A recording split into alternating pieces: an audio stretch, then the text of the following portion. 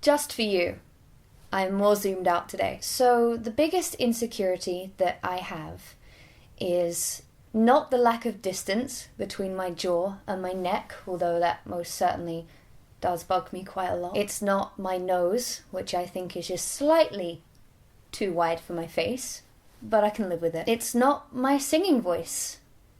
And I am pretty insecure about that, trying everything I can to improve my singing and strengthen my voice. The biggest insecurity is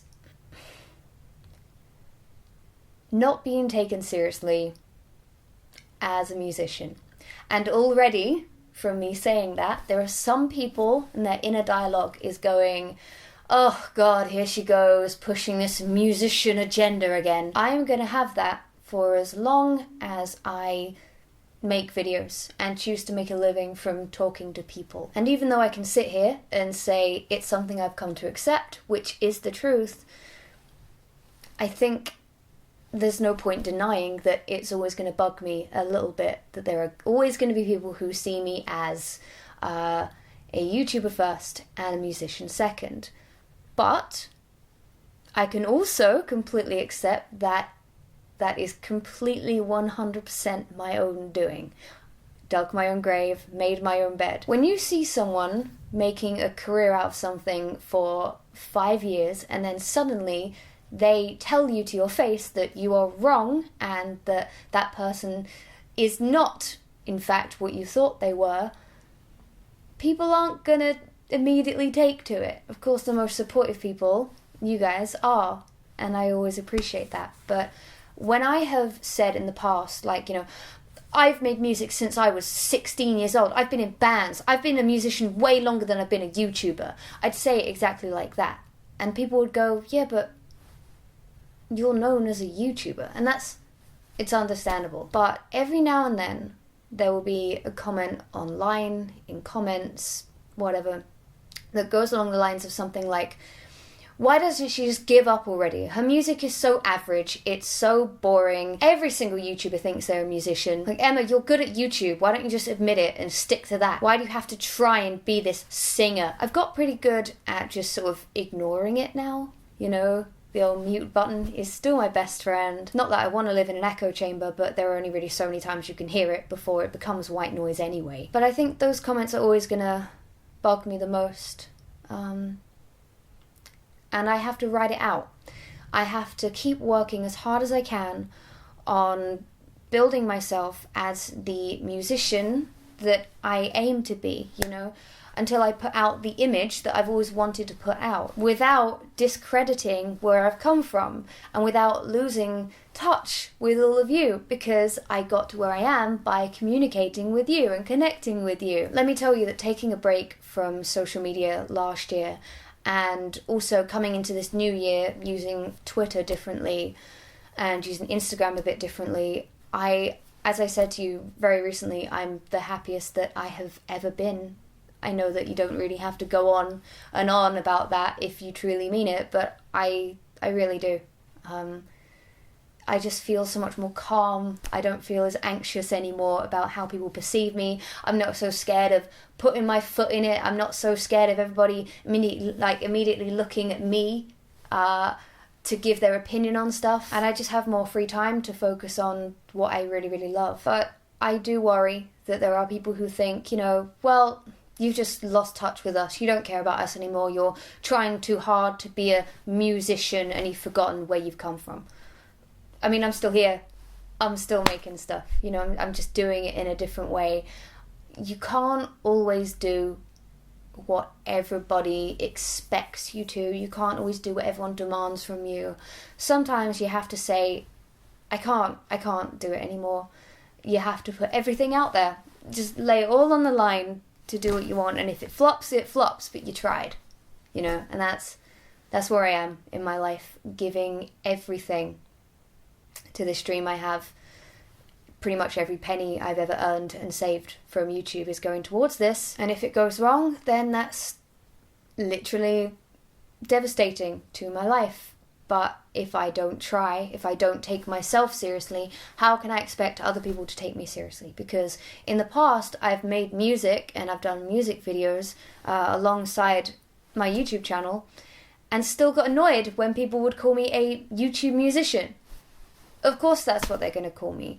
You know, I think for as long as this channel and my main channel exists, newspapers are always going to use the tagline, vlogger, Emma Blackery, 26, you know, vlogger or YouTube musician or just YouTube sensation, because I guess really that's become a bit of a snarky term. If a newspaper, particularly like a controversial one, uses the term vlogger, it's absolutely meant in a derogatory way. Even if that is what they do for a living, it just has that negative connotation, you know. And I think even years down the line, let's say I'm on album 2 or 3, let's say everything goes well, there is still going to be people saying, vlogger turned musician. I've heard that so many times, you know, vlogger turned, like I just went, oh, I'm gonna make music now, which understandably, and this is another point, I know I'm kind of all over the place with this, but I'm just going off the top of my head. A lot of YouTubers make music.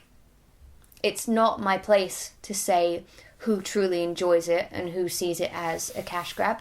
It's not up to me to decide whether people who haven't always dreamed of being a musician should be a musician. It's not down to me to say that stuff. I don't know half of the YouTubers that have put out music videos, so I can't say whether they're doing it because they could or because they've always dreamed of it. But it does feel a little bit like it's like a rite of passage. If you're a YouTube personality, you have to also make these, you know, 2-bit kind of standard music videos and stuff, and maybe I fell into that.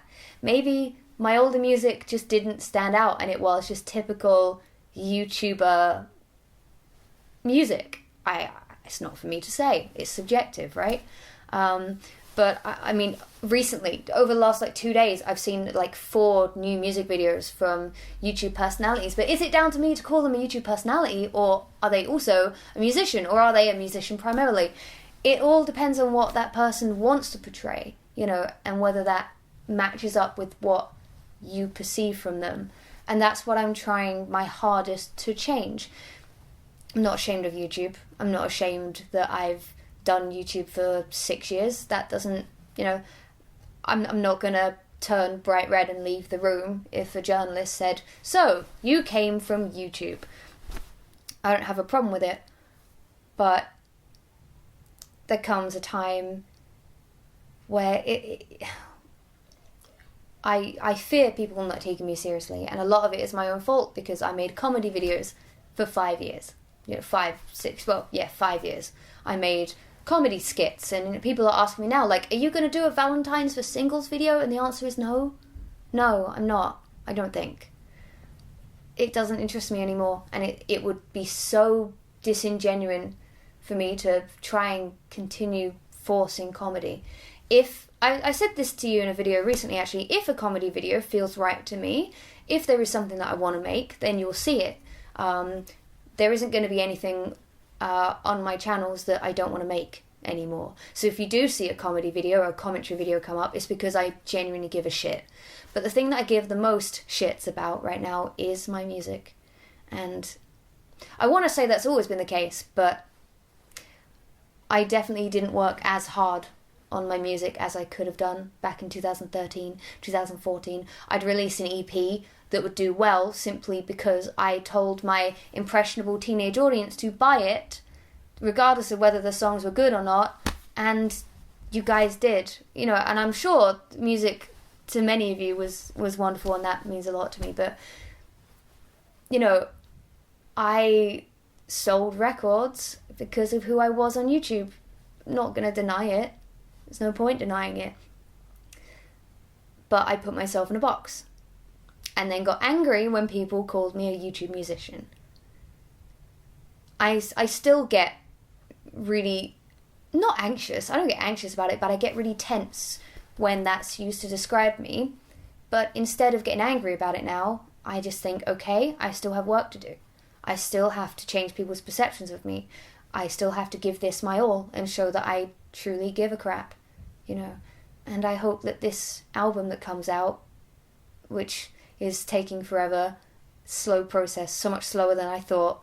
I hope when it does eventually come out that people can see that I give a shit. I hope that it's evident in the music that I really gave it fucking everything. And like I said, if it flops, it flops. I'm being pessimistic, of course, but if I don't hit the big time, do I even want the big time? I don't know.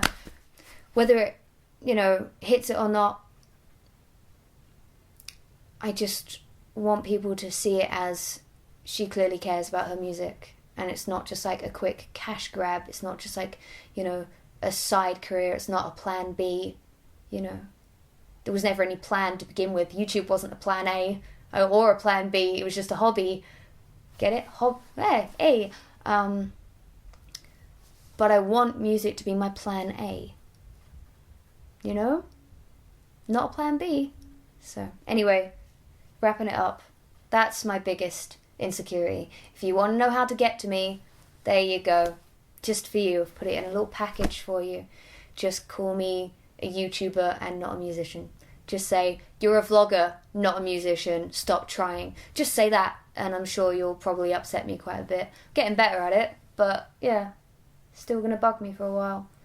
But I just gotta work harder. So, thanks for watching, and I hope you all have a fantastic day, and I'll be back soon. I say that like I'm going anywhere. I'm not going anywhere. I'll see you when I have content to give you.